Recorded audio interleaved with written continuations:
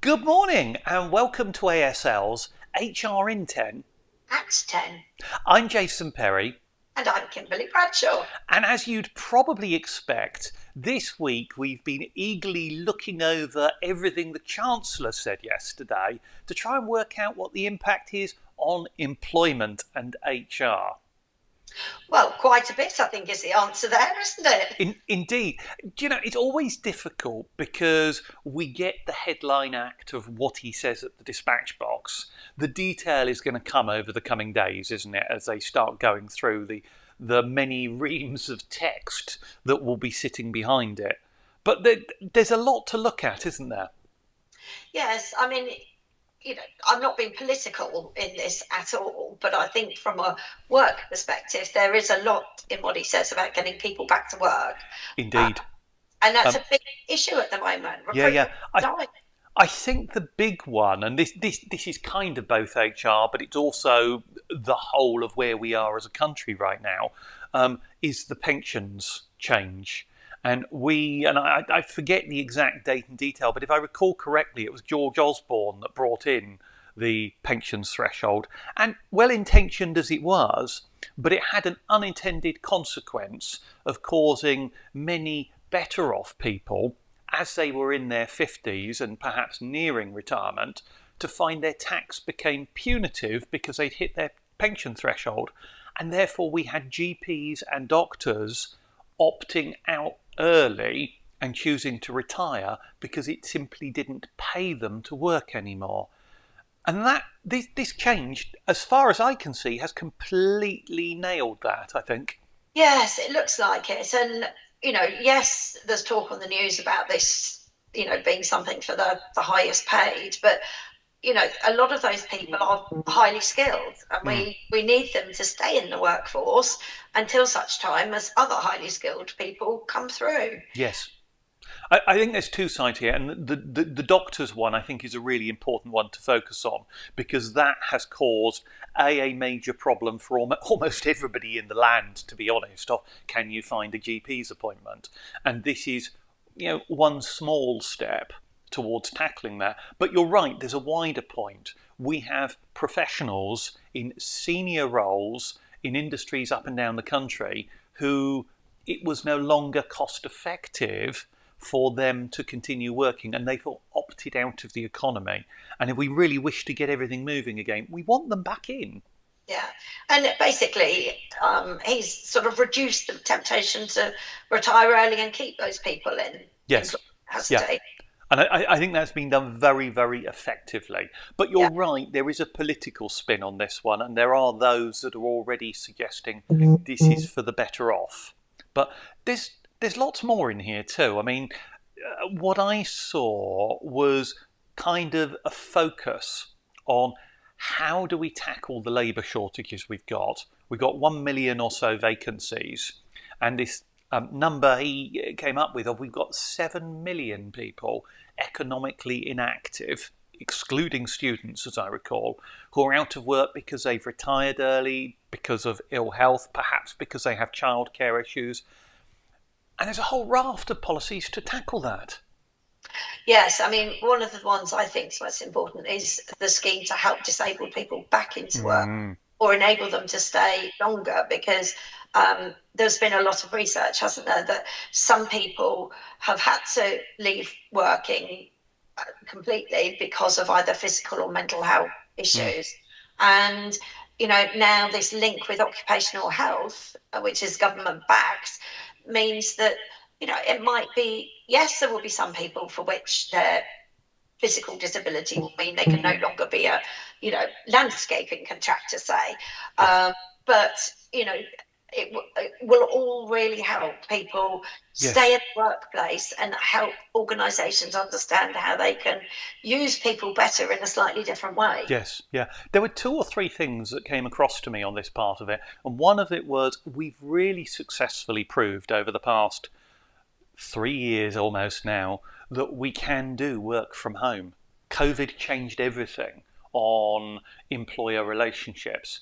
And actually, the idea of embracing that for looking at some of these people, and there's government money to back it to get some of these people into work or keep them into work with adjustments, and the reasonable adjustments may now be around IT and work from home approach, so people who would previously find it difficult can have a meaningful contribution, can contribute towards the economy. And if that takes them off benefit, it fills a job and it contributes governments to the money to the government coffers. That can only be good. Exactly. And I think the key message to employers here is, how accessible and inclusive is your workplace currently? Yes. And there goes a cat. Always fun when you're live. Have a cat walk across in front of the camera. At least it's not Mr. Shouty arrived.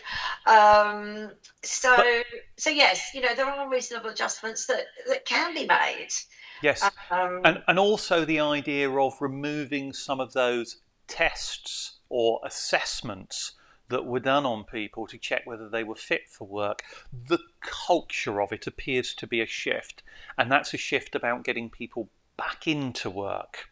There was multiple strands, but there was one, and it was the only one that appeared to be punitive, and that was tackling the people who repeatedly don't accept job offers, or kind of some pressure to compel people to take a reasonable opportunity. He didn't say very much about there, but there's clearly something there. I'm always cautious because I've never seen governments do that well. Yes, well, I think it's difficult to implement on the ground floor, on day-to-day level. Yes, we all know there are some people that prefer not to work and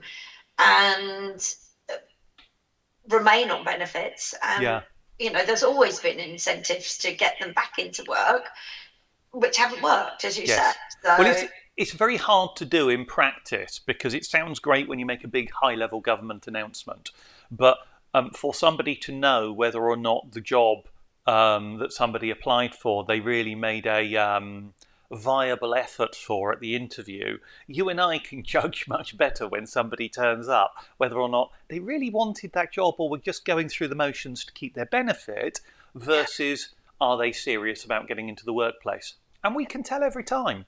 But I don't think the lovely people at the job centre can. Well, they're trained in a completely different way to us. But they don't see what we see. No, they don't. So there is a difference. The other one, and I don't know how we're going to squeeze a whole budget into 10 minutes, but I'm going to try, or at least all the employment stuff. The other one that really caught my attention and I liked was childcare.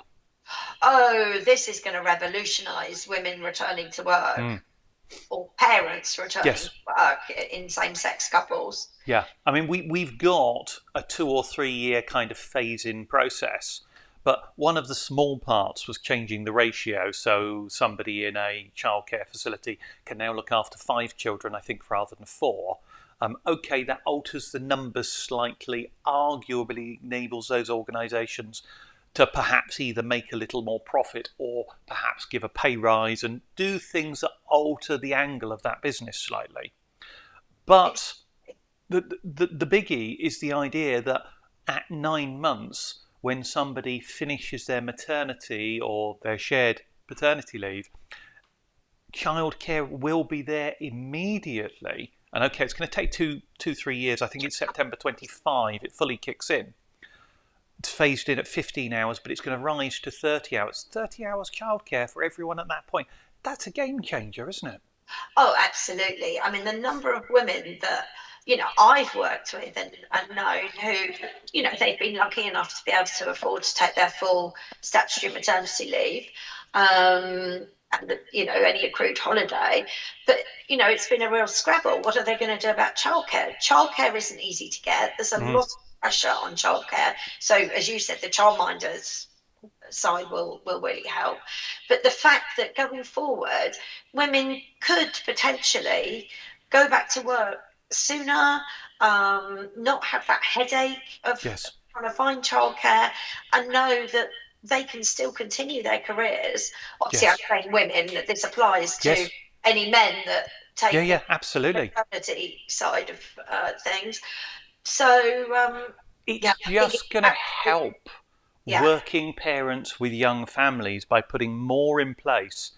And if we can therefore get those people more meaningfully into work where they contribute, it's going to be good for their personal life, their self-esteem, but also for the economy and reduce some of those labour shortages, arguably. So there's a lot wrapped up in here together, but I think it's the beginning of some interesting change for the UK labour market. Definitely, and puts a lot more people back in the workplace. Yes. And I think also, just quickly touching on that, because I know that we're running out of time. But yes. I think so the childcare provision covers them from 9 months to when they go to school.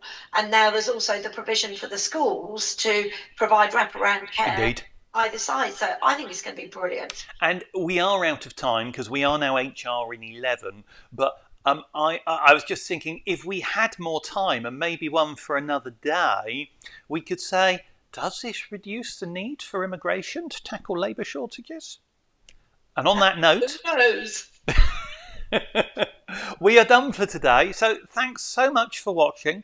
And I'm just thinking, are we doing next week? Just quickly. Oh, let me. I have a feeling you're not with us next week, and I'm then off on 2 weeks for holiday. So HR in 10. I'm here next week, but it's the week after you get back. I'm not here. Right. In that case, next week we're back, and then the last one for a 3-4 week break. But thanks for watching. We will catch up with you soon. Bye bye for now. Bye bye.